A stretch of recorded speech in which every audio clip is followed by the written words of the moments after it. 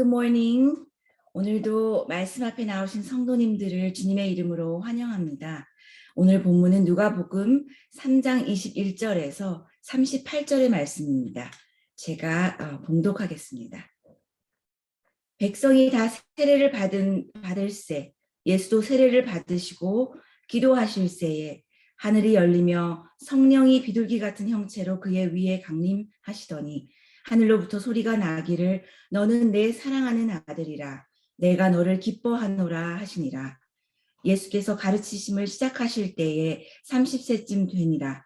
사람들이 아는 대로는 요셉의 아들이니 요셉의 위는 헬리요 그 위는 마따니요 그 위는 레위요 그 위는 멜기요 그 위는 얀나요 그 위는 요셉이요 그 위는 마따디아요 그 위는 아모스요 그 위는 나훔이요 그 위는 에슬리요 그 위는 낫게요 그 위는 마아시요 그 위는 마따디아요 그 위는 서머인이요 그 위는 요색이요 그 위는 요다요 그 위는 요아나니요 그 위는 레사요 그 위는 스룹바벨이요 그 위는 스알디엘이요 그 위는 네리요 그 위는 멜기요 그 위는 앗디요 그 위는 고삼이요 그 위는 엘마담이요 그 위는 에르요 그 위는 예수요 그 위는 엘리에서요 그 위는 요림이요 그 위는 마따니요 그 위는 레위요 그 위는 시므온이요 그 위는 유다요 그 위는 요셉이요 그 위는 요남이요 그 위는 엘리야김이요 그 위는 멜라아요 그 위는 맨나요 그 위는 마따다요 그 위는 나단이요 그 위는 다윗이요 그 위는 이세요 그 위는 오벳이요 그 위는 보아스요 그 위는 살몬이요 그 위는 나손이요 그 위는 아미나답이요 그 위는 아니요 그 위는 헤스론이요 그 위는 베레스요 그 위는 유다요 그 위는 야곱이요 그 위는 이삭이요 그 위는 아브라함이요 그 위는 데라요 그 위는 나홀이요 그 위는 스룩이요 그 위는 르우요 그 위는 벨렉이요 그 위는 헤베버요 그 위는 살라요 그 위는 가이난이요 그 위는 아박사시요 그 위는 셈이요 그 위는 노아요 그 위는 레멕이요 그 위는 무두셀라요 그 위는 에녹이요 그 위는 야렛이요 그 위는 마할랄렐이요 그 위는 가이난이요 그 위는 에노스요 그 위는 셋이요 그 위는 아담이요 그 위는 하나님이시니라. 아멘. 하나님의 말씀입니다. 오늘 본문에서는 세례 요한과 또 예수님의 공적인 첫 만남이 이루어지고 있습니다. 그 생생한 현장을 우리가 가볼 수는 없지만 누가복음에 기록된 단 한 번의 만남, 이 땅을 구하러 오신 예수 그리스도와 그의 길을 예비하러 온 세례 요한의 역사적인 그 만남을 오늘 본문에서 보게 됩니다. 메시아를 기다리는 많은 무리들이 요한을 통한 회개의 세례를 받고 있을 때에 예수님 또한 그 무리를 지나 요한 앞으로 나아오신 것입니다. 예수님은 세례 요한에게 나아올 때에 어떤 심정이었을까요? 세례 요한은 또 어떤 심정으로 예수님을 맞이하였을까요? 그 두 사람이 눈을 맞추었다면 어떤 눈길을 주고받았을까요? 하나님의 섭리를 나면서부터 알고 있는 그 두 사람, 요한의 아버지 사가랴의 예언이나 또 예수님을 향한 시므온의 예언으로 이 땅에서의 그 두 사람의 삶이 그리 평탄치 않을 것을 알고 있는 이 두 사람이 하나님의 부르심을 따라 겸허하게 또 비장하게 나오는 그런 모습이 아니었을까 상상해 봅니다. 아무리 지극히 높으신 이의 선지자라고 불러주신 세례 요한일지라도 메시아와의 만남은 평범한 일이 아닙니다. 오랫동안 기다려오던 그 메시아이신 예수님께 세례를 베푸시는 요한의 그런 역사적인 순간이 오늘 본문에서 펼쳐지고 있는 것입니다. 21절 말씀에 백성이 다 세례를 받을세. 예수도 세례를 받으시고 기도하실 때 하늘이 열리며 라고 하셨습니다. 예수님도 다른 사람들과 같이 회개의 세례를 받으신 것입니다. 예수님은 하나님의 아들로 인간의 몸을 입고 오셨으나 죄인은 아니십니다. 그러나 요한의 회개에 그 회개의 세례에 동참하신 것은 예수님이 죄인이어서가 아니라 그가 구원할 백성들의 삶으로 친히 들어가셔서 스스로 백성들과 동일시하시려는 그런 겸허한 모습이 아니었나 생각합니다. 죄인들을 구원하기 위해서 죄인들의 삶 가운데로 먼저 찾아오시는 예수님의 그 사랑의 모습이라 할 수 있겠습니다.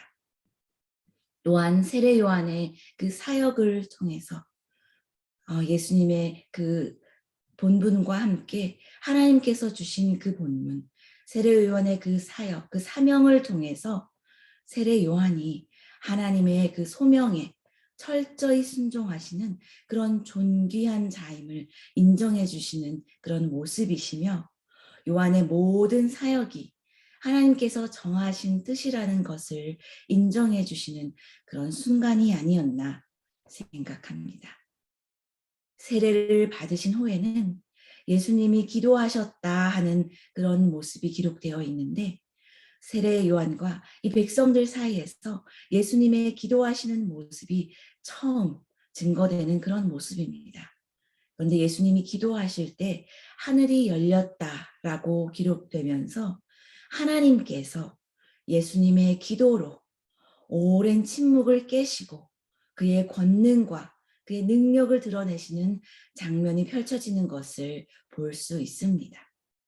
22절 말씀에 성령이 비둘기 같은 형체로 그 위에 강림하시더니, 예수님이 기도하실 때에 성령이 임하여 주셨다는 것입니다.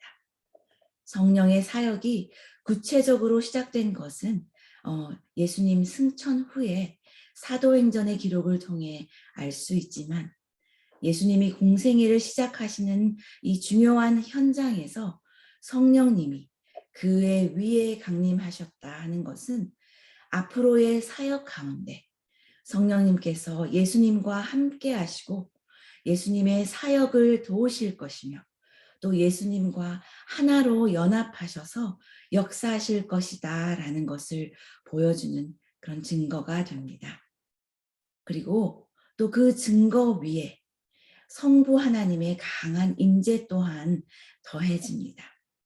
하늘로부터 소리가 나기를 너는 내 사랑하는 아들이라 내가 너를 기뻐하노라 하고 크게 선포하시면서 독생자이신 예수 그리스도를 보내신 이가 하나님이시라는 것을 증언하고 계십니다. 하나님은 내 사랑하는 아들이라 내가 너를 기뻐하노라 하고 말씀하시므로 하나님과 예수님과의 그 사랑의 관계를 보여주셨고, 또 독생자 예수님을 통하여서 이 세상을 구원하실 하나님의 섭리가 하나님이 기뻐하시는 선한 일인 것을 드러내고 계신 것입니다. 이처럼 주님께서 공적인 사역을 위하여 자신의 그 메시아 되심이 선포되어진 이 사건은 이것이 하나님의 뜻을 펼치게 될 바로 그 하나님의 때라는 것을, 그리고 이 모든 일이 성부, 성자, 성령이신 삼위일체 하나님을 통해 이루어질 것이라는 것을 세례 요한과의 그 세례 현장에서 확증하고 계신 것입니다. 세례 요한은 자신의 소명을 다하고 예수님은 세례 요한을 보내어 주신 하나님의 뜻을 순종하며 세례에 참여하고, 예수님의 공생애는 성령의 강림하심과 함께 그 사역 위에 삼위일체 하나님께서 기쁨으로 연합하고 계심을 선포해 주시면서 각자의 소명대로 온전히 순종하며 나아가는 그런 요한과 예수님의 모습을 보여주고 계신 것입니다. 이어서 주의 길을 준비하는 요한의 사역의 뒤를 따라 예수님의 공생애가 30세쯤 시작된 것을 기록하고 있습니다. 23절 말씀에 예수께서 가르치심을 시작하실 때에 30세쯤 되시니라. 이 30세라는 나이는 보통 제사장들이 그들의 제사장의 임무를 시작하는 시기입니다. 사내들인의 회원 자격이 시작되는 나이이기도 하고 또 다윗이 왕위에 오른 시기이며 총리되었던 요셉이 총리에 오른 시기이기도 합니다. 30세쯤이 어쩌면 전통을 따라 공식적인 자리에 오르는 그런 적절한 시기라는 것을 정당화하는 누가의 기록일 수 있습니다. 그러나 누가는 예수님이 세상에 오셔서 30세쯤에 적절한 시기에 공생애를 시작하셨지만 그의 근본은 어디에서 시작되었는가 하는 것에 더 큰 관심을 가지고 있습니다. 예수님의 근본은 어디에서 시작되었는가 하는 것이 더 중요하다는 것을 누가는 증거하고 싶으신 것입니다. 그래서 다음에 긴 계보가 나옵니다. 긴 77명의 이름이 열거되어 있는 계보를 저희가 방금 함께 읽었습니다. 이 계보는 우리가 알고 있는 마태복음의 계보와는 차이가 있다는 것을 보게 됩니다. 마태복음의 그 계보는 아브라함이 이삭을 낳고 이삭은 야곱을 낳고 하며 아브라함으로부터 내려오는 그런 계보입니다. 아브라함이 그들의 조상이 되었다는 것이 아주 중요한 그런 계보입니다. 유대인들에게는 그들이 아브라함의 혈통을 따라 그의 후손이 되었다라는 것이 아주 중요한 사실이 됩니다. 그래서 그들이 하나님의 백성이다라는 정당성을, 하나님의 백성이라는 특권을, 그 선민의식을 드러내기 위해서 아브라함으로부터 그 계보를 따져 내려오기 시작합니다. 우리는 택함받은 백성이라 하는 것입니다. 그러므로 예수님이 그러한 아브라함과 이삭의 후손이요 또 야곱과 요셉의 후손이며 다윗의 줄기에서 나셨다 하는 것은 너무나도 중요한 마태의 증거가 되고 마태의 그 기록된 계보가 되는 것입니다. 그러나 오늘 누가의 계보는 다릅니다. 누가의 계보는 예수님으로부터 거꾸로 거슬러 올라갑니다. 그의 위가 누구이신가 하는 것입니다. 그가 어디서부터 왔는가 하는 것입니다. 그래서 거슬러 올라가는 이 누가의 계보는 아브라함에서 멈추지 않고 그 이상 20대 이상을 훨씬 더 거슬러 올라가서 처음 창조된 인간인 사람인 아담에 이르고 또 그 다음은 그 아담의 그 위는 하나님이시니라 하고 마무리 짓고 있습니다. 예수님이 아브라함의 후손 또는 누구의 후손이라는 것에 집중하는 것이 아니라 오히려 예수님의 근원이 어디이신가, 인간의 근원이 어디에서 왔는가 하는 그 근본적인 질문을 하고 있는 누가입니다.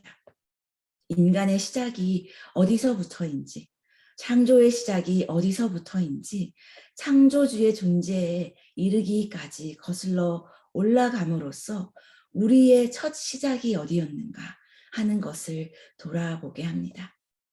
우리의 시작은 하나님으로부터이고 모든 이들이 하나님으로부터 창조된 백성이기에 인간의 근원적인 문제 그리고 구원의 문제에 있어서 누가의 세계관은 온 인류를 품는 또 온 구원의 능력을 베풀어 주시는 하나님께 포커스하고 있다는 것을 알 수 있습니다.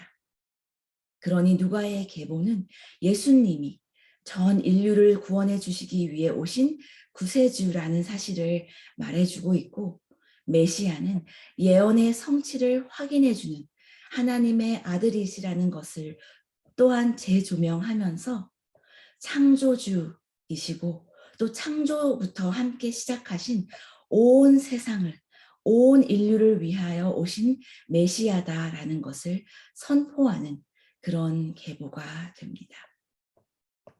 이 긴 계보는 높고 낮은 그런 굴곡이 있습니다.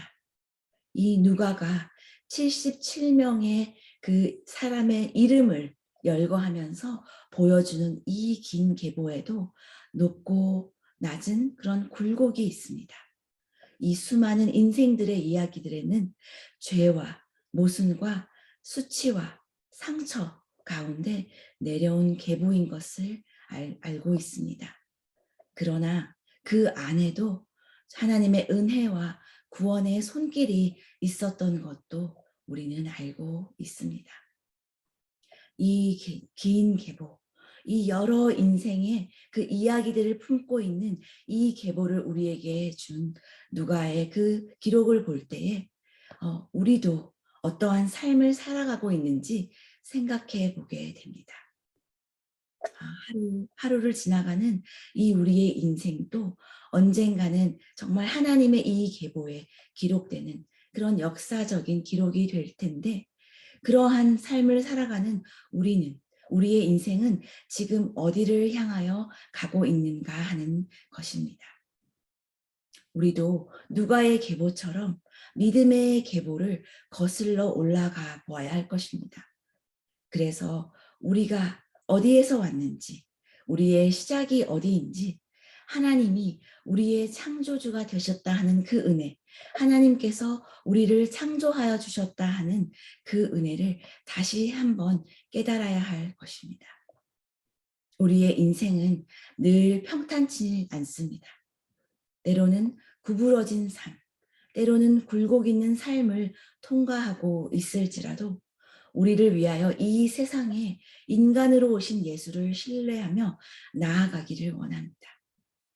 모든 골짜기를 메우시고 모든 산과 낮은 산을 낮추시며 굽은 것을 곧게 하시고 험한 길을 평탄케 하시는 우리 주님이 우리의 나아가시는 길을 끝까지 지켜주실 것입니다.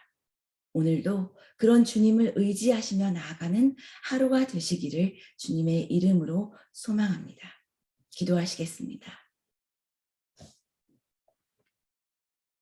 하나님 아버지, 우리의 인생 가운데 예수 그리스도를 보내어 주심을 감사드립니다. 죄인된 우리의 삶에 먼저 찾아오셔서 우리의 구세주가 되어 주심을 감사드립니다. 우리가 하나님으로부터 온 것을 깨달아 겸손하고 진실된 삶을 살아가게 하여 주시고 우리의 근본이 되시고 우리의 시작이 되게 하신 하나님 아버지를 바라보며 살아가는 자녀된 삶을 살게 하여 주시옵소서. 감사드리며 예수님의 이름으로 기도합니다. 아멘. 기도 제목을 나누겠습니다.